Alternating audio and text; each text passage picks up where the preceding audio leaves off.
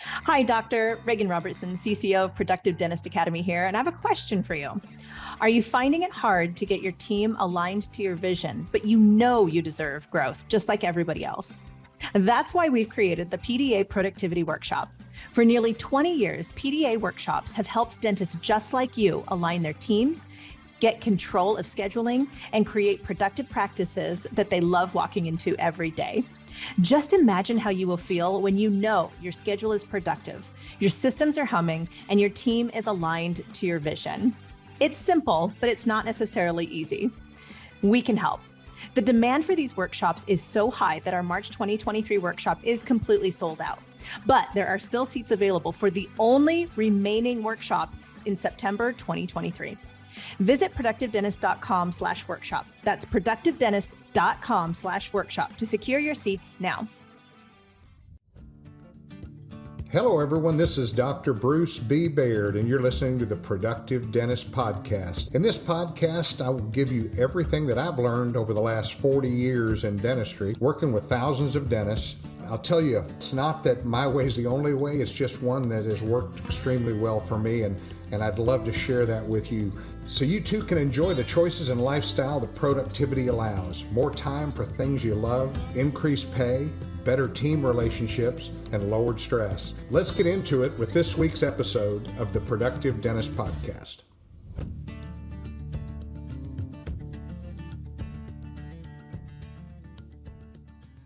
Hi, everybody. Dr. Bruce B. Baird here, your host of the Productive Dentist Podcast.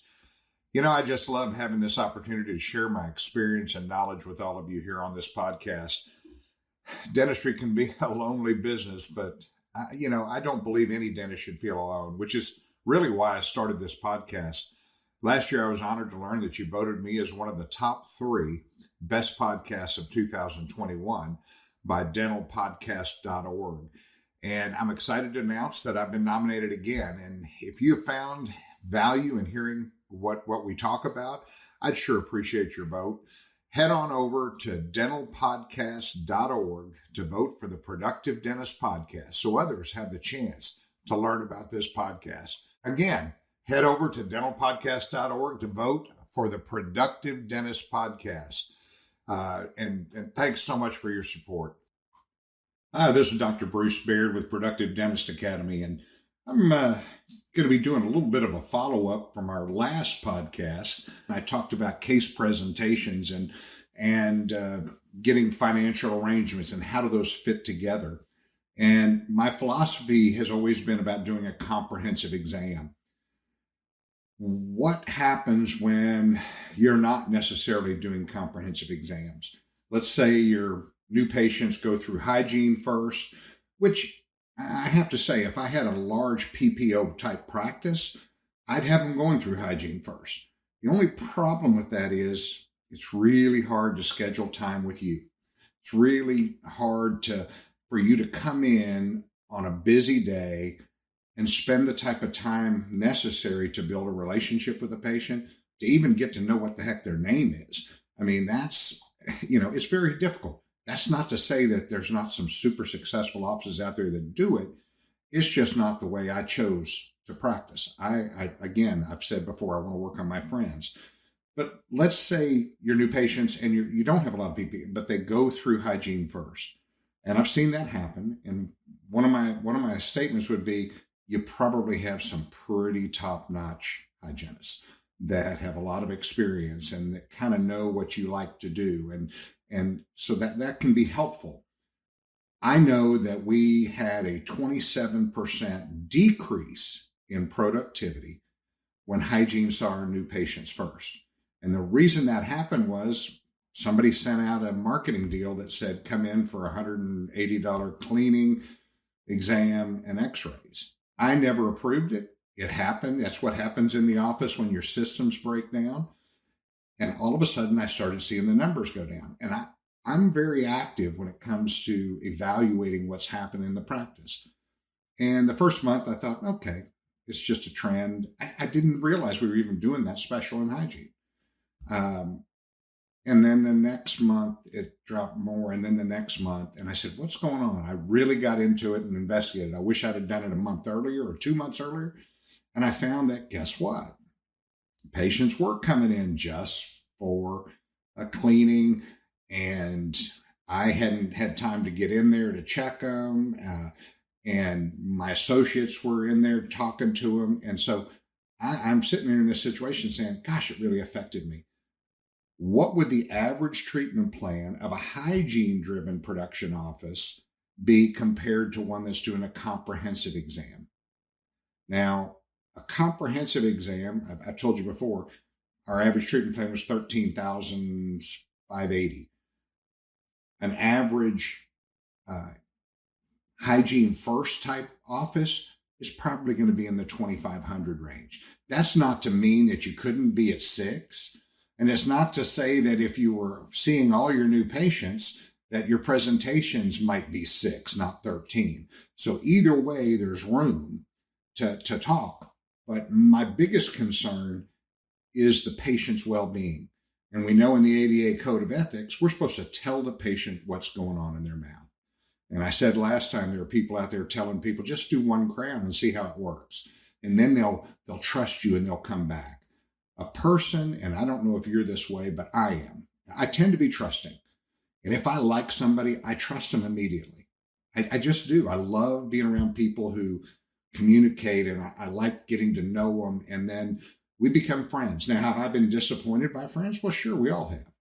But that doesn't mean that I'm going to quit doing it this way just because one person, it didn't work out. It's like saying I'm never going to do my own in-house financing because 1 out of 10 defaults. When in fact, I know with interest, I'm going to make a whole lot more money going that route. So kind of going back and looking at this hygiene driven type practice. And it's, to me, it's unfortunate, but it's also fortunate for us at PDA because I think I can help you get out of that situation. But the average treatment plan is $2,000, $2,500. Well, when you're at a $2,500 treatment plan, guess what? Insurance becomes very important. It becomes extremely important. If you're doing a $13,500, insurance becomes no problem. I'm just going to say, yeah, your insurance is going to cover $1,500. I don't have to worry about it. In our office, when patients say it, it's just because they don't know what else to say. What will my insurance cover? It's going to cover $1,500. And we've got great financial arrangements that we can go over with the patients after they've accepted treatment and said, yes, that's what I want to do. And then how am I going to pay for it? That's the next question. So when I'm sitting here talking to a hygiene driven practice, you're only doing $2,000 to $2,500 treatment plans. A crown here, maybe 2. And I'm not going to talk the PPO angle of that because you might have to do 4 instead of just 2. But you're not having the time to actually do a comprehensive exam. So it's always, I'm going to do a quad evaluation. You come in, which quadrant's the worst? So it's much easier to talk to a patient in a tight environment, in an environment that often runs behind, which runs your chairs behind.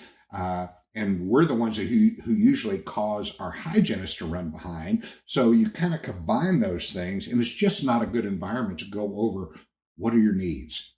I really wouldn't want, again, my heart guy to tell me in the middle of a 1-minute exam what's going on. I'd rather have time. And truthfully, it doesn't take that much, but it's truly scheduled time with me as opposed to I'm coming in when I can and I'm going to do the work. Now, what kind of financial arrangements are good for those type patients? Again, we're Compassionate Finance coming out with a new software called Accept Care, and it's going to be pretty straightforward and easy. They're not, for you that have hygiene driven practices, it's going to be easy because you just say, this is what I would do. You print up the information. If they need financing for that, it's going to be $2,800. If you need financing, these are your options. And it prints it out perfect. They get to look at this option here, and this option here. I still, because you're doing small treatment plans, you really do have to be concerned with how much your insurance covers. So, having some insurance verification ahead of time, there's no reason why your hygienist every morning should know all the details of each one of their patients that day about their insurance. Oh, you have insurance that doesn't cover major procedures for 2 more years. You have this that pays for ortho. And the whole team should know that as far as that's concerned. So once you have that accepted, once you know what they have, then it's very easy to have the conversation. It doesn't take long. Hygienists always go, gosh, I don't have the time. And I understand that. You don't usually, because your doctor's running behind, getting in to see you. And then you put you behind. And then when do you catch up? Lunch. Then when do you catch up? The end of the day. This is commonplace across dentistry. I think it's totally avoidable. I don't think you have to be living in that type of a life because it's stressful. And when things are stressful, what happens to productivity? It goes down. When things are not stressful, what happens to productivity? It goes up. I remember, when I was running behind all the time and doing all this stuff 25 years ago, I would actually downgrade. I had them scheduled to do 2 crowns on the upper left and 2 crowns on the lower left. And I was running so far behind, I said, Bob, why don't we just do these 2 up on top this time? Why? Because I wanted to try to catch up because I hate being behind. So these are the things that I look at. I just want you to realize the difference in those 2 practices. The hygiene-driven practice really has lots of single teeth and quads that are diagnosed, but not a full mouth. And it puts a lot of stress on the hygienist to find more dentistry for me. Have you guys ever heard this? There are consultants out there that go, I need you to find dentistry. Let's start paying attention to the hard tissue. Let's look at those cracks. I don't have to worry about that in my practice. I mean, I do a comprehensive exam. I tell them the first time I see them about the cracks. I tell them about the reason for the cracks. I tell them, there's somebody who bites like me at 1,000 pounds per square inch, not like the normal person at 185 pounds per square inch. I've explained to them why things are happening in their mouth. Really hard over here in the hygiene-driven practice because you don't have the time to tell them. The hygienist doesn't have the time to tell them. And your dentistry becomes, I'm going to say it becomes piecemeal. You're going to do whatever it is. And again, those lecturers out there are saying, oh yeah, no big deal. Just do one at a time. And then they'll get to know you. And then they'll want to have the other work done. The only problem is they're going to be back in hygiene. You're going to find one more quad later. And none of you listening to this would do your dental work if you needed 8 or 9 things done, would do your dental work over 15 visits, 20 visits over 3 years. Because what happens is it gets worse and it becomes more costly. There's nothing that kills me more than seeing a patient who's just been strung along and is paying so much more than if they just did it right the first time. And that's the belief you have to have internally to have the kind of practice that I think you dream about. I certainly dreamed about a very low stress practice, one that I didn't run behind in the morning. I didn't run behind at night. It was extremely profitable. I was able to do lots of charity cases because it was so profitable. My team was 100% engaged. I loved going to the office. Now, that sounds like a utopia.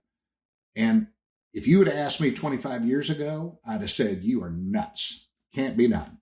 Well, I can tell you, not only can it be done, it's being done all over the country with practices that are engaging with this comprehensive exam strategy and with this communication strategy.